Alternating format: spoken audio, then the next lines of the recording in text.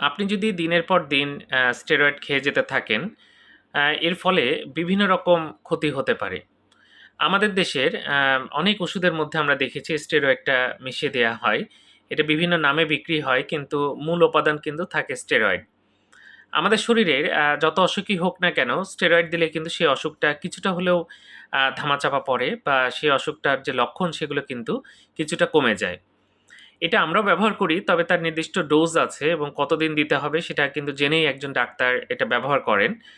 কিন্তু বিভিন্ন ট্র্যাডিশনাল মেডিসিনে আমরা দেখেছি যে এই ওষুধটা মিশিয়ে দেয়া হয়। তার ফলে রোগীর মুখটা ফুলে যায়, বেশ লালচে ভাব ধারণ করে। এছাড়া দেখা যাচ্ছে যে তার ডায়াবেটিস থাকে, উচ্চ রক্তচাপ থাকে। তার যে অ অস্থি বা তার যে হাড্ডি থাকে সেগুলো কিন্তু বেশ দুর্বল হয়ে যায় এবং রোগীরা খুব অস্বস্তির মধ্যে থাকে। চামড়া দেখেই কিন্তু বা মুখ দেখেই আমরা এটা ডায়াগনোসিস করতে পারি।